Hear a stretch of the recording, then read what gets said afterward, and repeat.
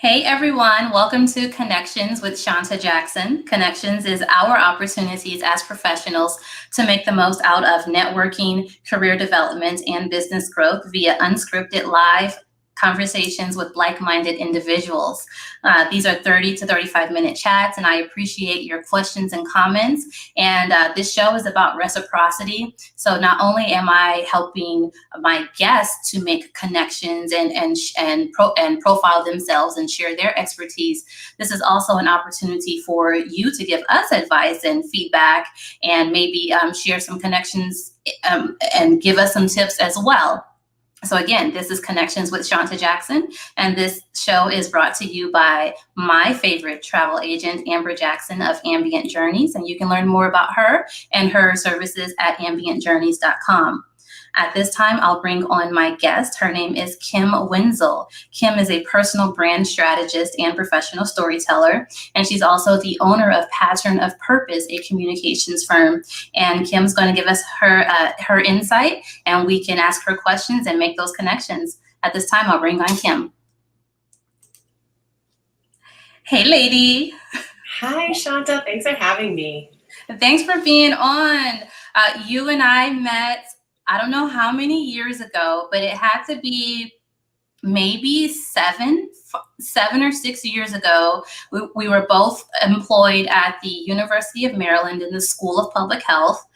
And at the time, you were the fundraising and engagement specialist, or what was that role? I did a little of everything in graduate admissions, graduate programming for the School of Public Health. Okay, perfect. And at the time, and you mentioned this, you also interviewed me on your podcast, Pattern of Purpose, and we talked about this, the fact that at that time when we connected, you and I, we have a lot in common. And one thing that we had in common is that we were not at the place where we were meant to be. Right, definitely not. Right, and so since then, we've moved on to our respective careers and businesses, but we've maintained our connection on LinkedIn. So I do appreciate you for that. And if nothing else, I'm hoping that this show is demonstrating and modeling to people how we can maintain our networks and make the most out of social media, but in particular, LinkedIn, as far as maintaining our connections and growing our connections. Yep, and you are the queen of connections. You have been so great at staying connected. It's one thing, as we'll probably talk about today, as we evolve in our careers and you're not as close to coworkers anymore in terms of physical proximity. Sometimes it's hard for some of us, I will say myself included, to stay connected, but it's been really valuable to stay connected with individuals like yourself, and you never know how those connections can come full circle. Yes, definitely. And speaking of growth and transition, you help individuals with their personal branding. What does that mean? What is personal branding? Oh, the $1 million question up front. I love this. So I've been thinking a lot about this question. And of course, as anyone who has specialized in a specific area, I read a lot about personal branding. I listen to a lot of podcasts about personal branding. And one of the things that has me fired up lately is that personal branding is either thought of one of two ways generally. There's the school of thought that's build a brand, a business brand all around yourself. And sometimes that works, but sometimes people don't want to build a business all around themselves, but they do want to have a more public profile. And I think the other misconception or school of thought around personal branding is people think that they have to have a whole content calendar and publicize their entire life. I think about it maybe somewhere in the center. I think personal branding is being intentional about creating the reputation that you want. And I think it comes into play for a lot of us when we're making transitions in our career, or we've built something and it's time to maybe step out from behind that, or we're working for somebody else and we no longer just want to be defined by our job title or who we're working for. And, these days in career, you don't just have one. You evolve and you grow and interests change. And so when you are being intentional about what your brand is, the brand of you, as people often say, that can open opportunities, because at the end of the day, you are in charge of telling people what you're known for. Okay, now what's the difference between branding or personal branding and marketing? Very good question. So I think of your personal brand is the platform. It is the thing. It is what you are creating. You can actually brand visually a personal brand if you're thinking about a platform like a website or even LinkedIn. So it can be the mix of messaging and visuals. But marketing is actually going out and selling the thing, right? So marketing might be, I'm going to go to this networking event and I have a specific goal in mind.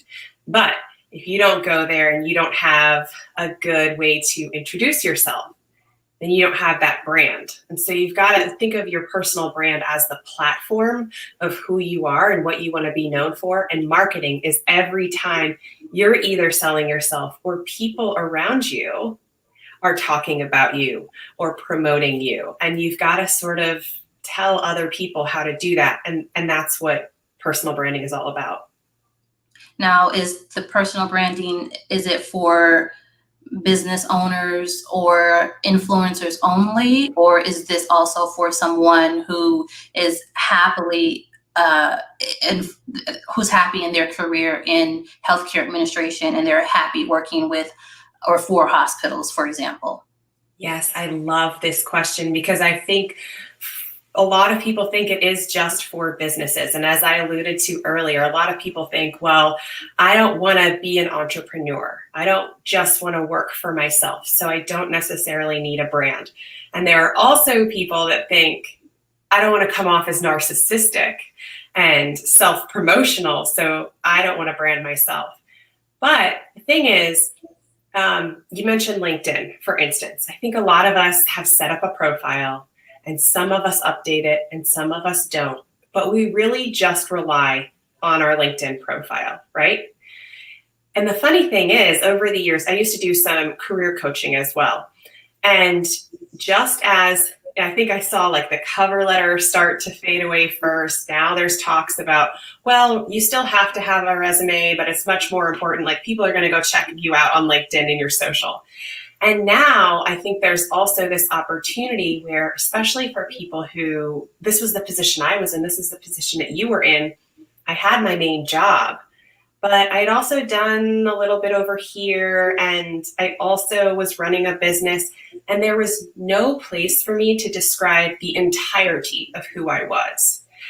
And I think that's becoming more and more important in today's job market, where it's about fit, it's about culture, it's about the person as a whole, and not just this straight professional trajectory that, you know, maybe our parents, our grandparents had, but that's just not the work world that we live in. And so I think it's almost more impressive for someone who is working in a traditional career to own their personal brand and be able to really, I call it, own the narrative, that when somebody goes and Googles your name, you know what's coming to the top and you get to be in control of that. And imagine if somebody came to us, you know, a website that was your name and you got to list all of the things that you've done. And it wasn't just about the degrees that you hold or where your last job was.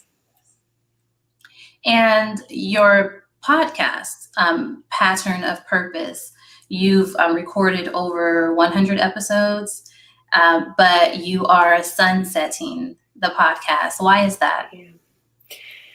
That's a really good question.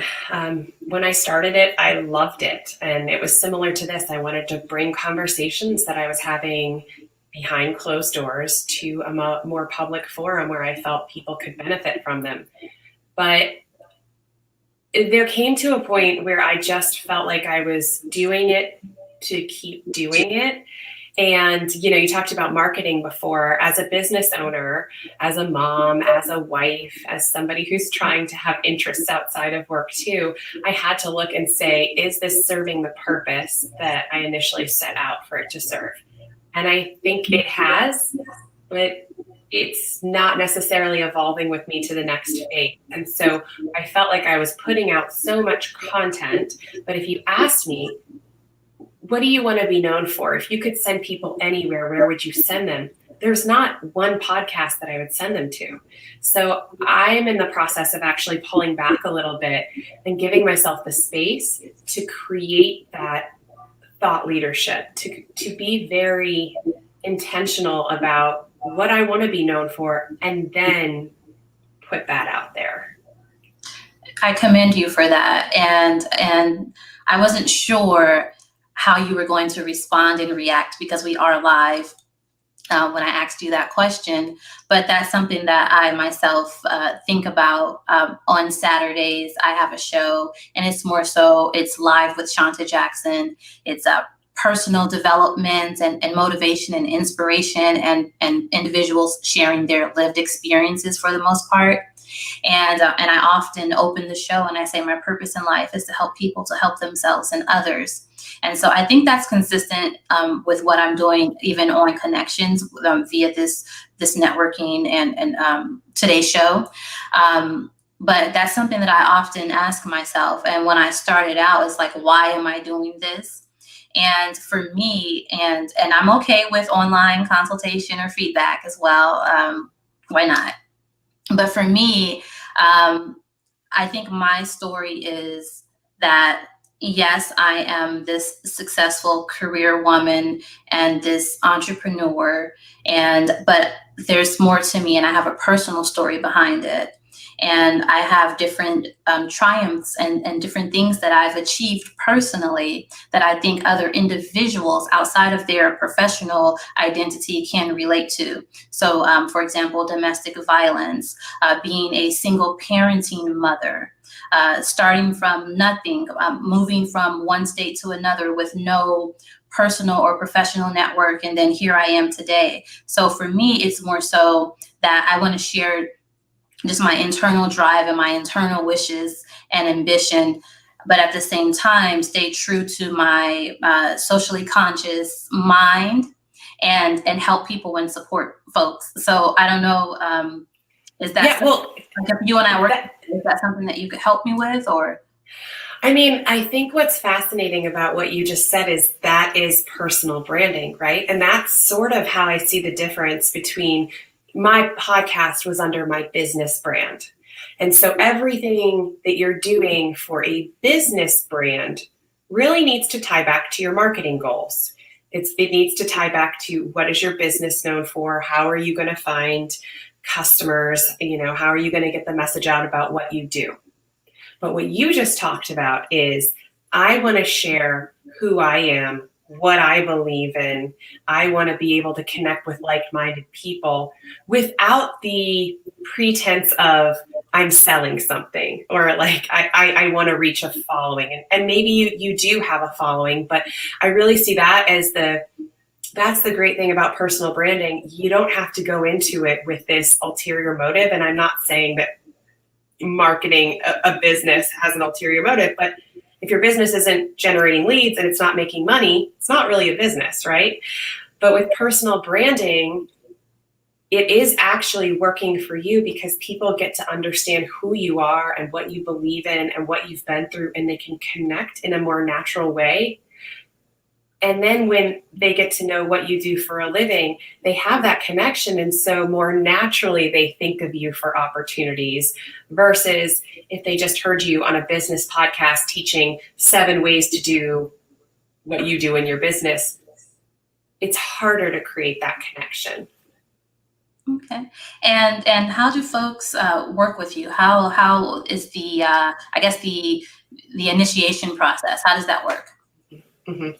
So there are 2 main ways that individuals begin working with me. First is somebody just has a question about their brand, or they want me to just review their website or review their profile. In those instances, I do strategy calls, and we get together for 90 minutes, and it's a working session to get through as much as we can.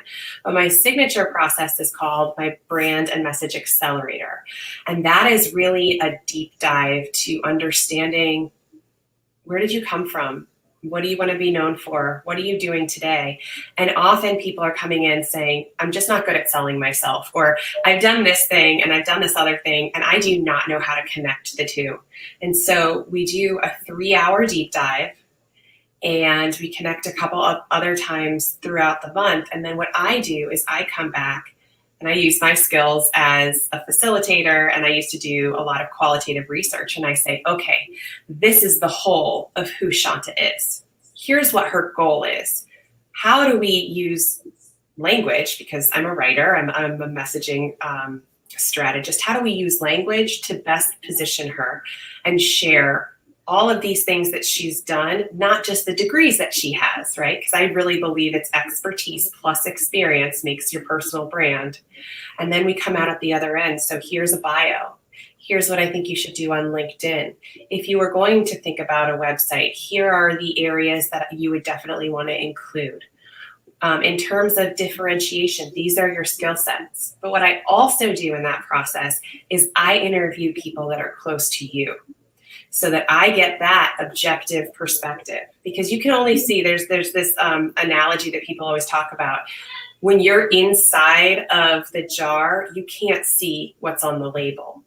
So when you are the person trying to talk about what you're so great at, it's so hard for you to see it, because it's the curse of knowledge too. When you're an expert in something, you have a hard time explaining that to others or seeing why it's so special. And so I love the process of doing some of these interviews with clients and colleagues, and coming back then to my clients and saying, here's what other people are saying about you. Here's how they feel like you stand out. So it's really a little bit of bringing my social work background in, bringing my branding experience in, and creating this experience where you can really see yourself in a new light, but also be able to use that in language, in networking situations like this. Perfect. Thank you for that. And I do have a follow-up question with you regarding when I asked you about personal branding. And you said, it's not just showing your life all on social media. So I want to go back to that. But before I do, we have some questions and comments in the chat box. And we have Elisa Howard. Elisa, she was actually my guest last week. And she says, this is also true. There's hesitancy sometimes in posting because you don't want to seem like you're bragging. But sometimes as a solopreneur, you are your company's marketing person. I got over it eventually, but this is good information for those new to small businesses.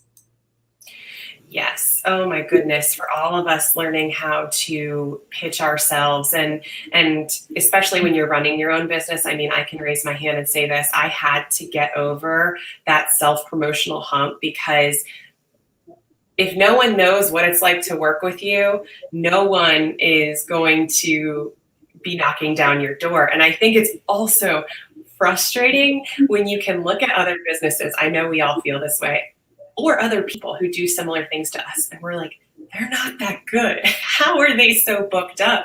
And when we talk about business branding and marketing, for better or for worse, even if you have the best product in the world, if you're not great at selling it or marketing it, you're not going to be as successful as someone else. And so also getting real with that, and then getting over that barrier, I think is something that, that's why it's powerful to be able to have the words of why this is so valuable to work with you, not just how to work with you. Yes, definitely. And as you were speaking, I was thinking about a conversation that I had with a different branding and marketing person. And this was sometime last year, over 9 months ago. But the conversation was, he was sharing a pet peeve of his. And he says that sometimes on social media, or even on social media in general, folks are giving, let's say they are a subject matter expert, or they are experienced in a certain field and they do offer services, they're giving advice, or they're always at their desk or in their car, or however that is, but they are never showing themselves in action. They're not showing themselves engaging with clients or customers, or they're not sharing case studies. And so I just thought about that as you were speaking. And then also in the audience, we have Lorinda McKelvey. She's checking in. Can I follow up on that just really quickly, Shawnta? I think that brings up something too, especially with business branding, because I do work with businesses and personal brands. And with businesses, we used to really be searching for testimonials, and testimonials were really valuable. But I think now so many people have everyone has testimonials. Even this company that I fired recently, they had glowing testimonials. See, when you use that word, or the phrase case studies, I think that's so important, because again, it's to get a sense of what it's really like working with you, not just about blowing smoke about, oh, this is the best investment ever in my life, because everyone can say that. And I think that the last thing that I want this brought up is I was listening to a podcast this weekend, and it was some expert about personal branding and how to build a business around you. And he said, if you want to become an authority, if you want to become an expert, you have to produce how-to content. And I really disagree with that. He said, because in this day and age, everyone's Googling. And so you want to be at the top of when someone's Googling how to find out the answer to that.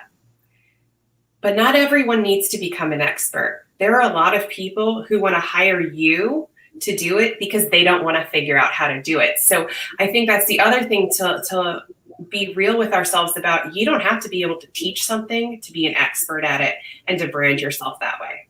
So thanks for letting me add that in. Yeah, and you don't have to be a follower. I receive a lot, and I'm okay with receiving the ads, because it helps me to stay on my toes. But a lot of, develop your own course, become a subject matter expert. This is how you can get PR and get press. I don't want to do it myself. I want to hire someone to do it. I don't want you to teach me how to do it. I'm very intelligent. I have a bachelor's in public relations. I know what to do. I don't want to do it. I want someone to work with me, and we can build a team, or you can do it for me. So thanks for that insight. And Lorinda McKelvey from Chicago, she says, thanks for this great insight and clarifying how to best position your activities to align to your brand, whether it's business or personal. And she also says that she appreciates how you articulated the sunset of your podcast, Pattern of Purpose. And did you receive negative feedback around sunsetting? And if so, how did you deal with those feelings to proceed with the sunset? Yeah, thank you, Lorinda, for that comment. I just announced this. So I think it's important to know that I made this decision back in February. And one of the things that I haven't been great about is, and I'm working with a therapist and a business coach and many folks around this, but I typically put my clients and those that were in my network, their needs before my own needs. And for a long time, again, I'm a solopreneur. I have a staff member, but they're not full-time. And I just had to be able to look, as many of us did this last year, at what was important to me in life. And if I was constantly feeling burnout, then I wasn't bringing my best to anyone. And so back in February, I had hired a podcast production company to help me. And I thought that would solve it. I thought, okay, well, I don't feel the same way about my podcast anymore. Maybe that will solve it. Maybe it's just too much for me to handle the logistics. And that didn't work out. And so then I took it back on my own. And I also should mention I have guests and I do solo episodes. So then I felt like, well, I'm really letting my guests down because I've already recorded 5 episodes. And what are they going to think when I say, I'm not moving forward? But at the end of the day, I got a lot of really positive feedback because I, just like you, Shawnta, I talk very honestly and openly, and I share what I'm going through in my life. And that's just sort of how I approach life and business. and I don't try to put a front up. And so when I announced that I was not going forward with the podcast, I explained why. And I think the scariest thing about it is just not knowing exactly how I'm going to engage with people moving forward. But I've had to come to terms with, okay, well, I can still be active in other ways and give people a way to follow me or get on my email newsletter list. But it just, if I'm not putting out the best energy and the best content, then what's the point? So actually, I've received a lot of really positive feedback. I think the harder thing is just not knowing where I'm going next. I think it'll all happen, and thanks for your transparency and for sharing and for connections with Shawnta. That I feel that you feel that this is a safe space, even though this is public. So I thank you for that. Your content is forever published. It's out there, and so you're continuously providing value. And so back to the comment where you were saying about the branding strategist who said you always have to talk about how to if you're not talking about how to. For me, I think for branding, it's more so, and for marketing as well, is providing value. And so that's definitely what you're doing. And at the end of the day, I think it's still going to help you, help listeners, but then and help your business as well. And I think along with that, and this is what you do really well, and for anyone listening that's building a personal brand or a business brand, I think remembering how important it is to have a point of view and a perspective and how valuable that is, because we put a lot of pressure on ourselves to have to teach and guide in very specific ways. Like we think we have to package it perfectly. And at the end of the day, why do people follow Oprah? It's because she says things that connect with how we want to think, how we want to live. She gives us new perspective on things. And so there are various ways to guide people. And I think we underestimate how powerful it is to share what we believe and maybe some of those experiences that have made us think that way. And you do that really well, Shawnta. Thank you. And speaking of Oprah, Oprah also tells her personal story. And for women like me, that's one reason why I continue to follow her. And it's not necessarily her magazine or the shows that she has on her network. It's her. It's when she has an interview, or she has her own masterclass, or she's speaking at a college graduation. I want to hear what she has to say, or when she is the interviewee.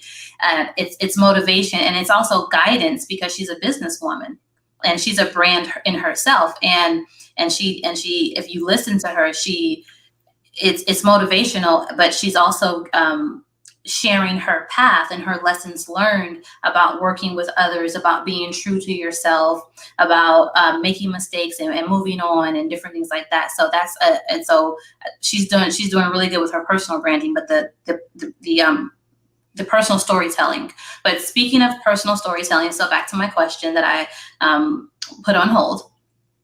On social media, do I have to share? I had candy today. This is my home, this is my living room, this is my kitchen, this is my shoe. Do I have to do these things in order to build and grow an audience and maintain engagement? And why or why not?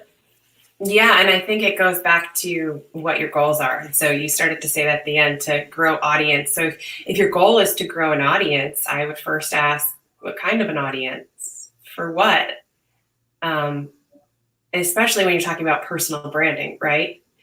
What I have seen a lot of the times, I can speak more to the business perspective here, is that we hear this a lot, but I'm going to be the 100th person to say it.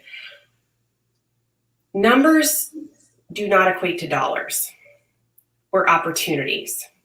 And so I think, first of all, you just have to be really real with yourself about what you're willing to share and whether you need to share. So for me, as I build out my personal brand, most of my pictures on my social media are still about my kids and travel. And I'm not making a hard sell or ask, because my goal is to really be known for someone who is curious, who loves to uncover new places, who cares about relationships, who can share things as I'm going through it and be honest about it. That's my brand. That's my personal brand. For business, yes, I am much more strategic about selling what I'm selling right now.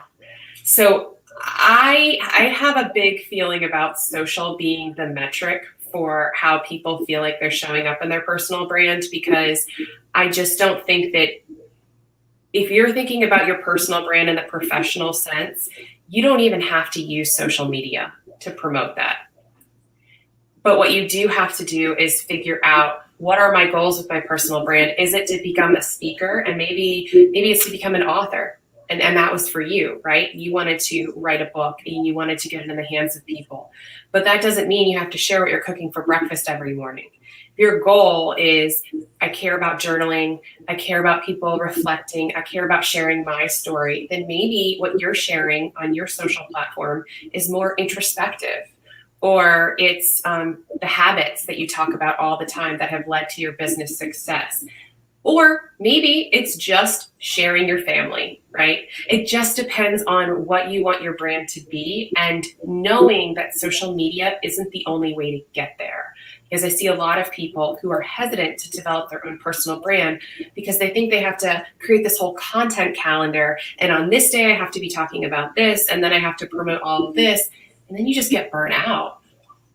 Yeah, I see that a lot. I see a lot of posts of, I'm taking a social media break, and then I see the post where I'm back, and I'm in my head, I'm like, wow, they must have spent a lot of time and energy into social media for them to have to publicly announce that they're taking a break, and then publicly announce that, hey, I'm back. And so, but I think it's important to know how it does affect your energy. Because for someone like me, you're going to get a different answer from someone else. But for someone like me, social media feels light and easy when I can share what I'm going through. When I have to schedule things out and think about a content calendar and being promotional, that weighs me down. So it's going to be different for everyone. But I think the most important thing is, what are my goals here? And on my personal social account, my goal is just to share my life. And on my business account, it is to share what I'm selling right now. And so I think as long as you know what your goals are, it doesn't really matter how you're executing. You gotta tune into your energy, though. Thank you, Kim. And we have Terrell Patterson checking in from Baltimore, Maryland. And he says, honesty and transparency is always a powerful key.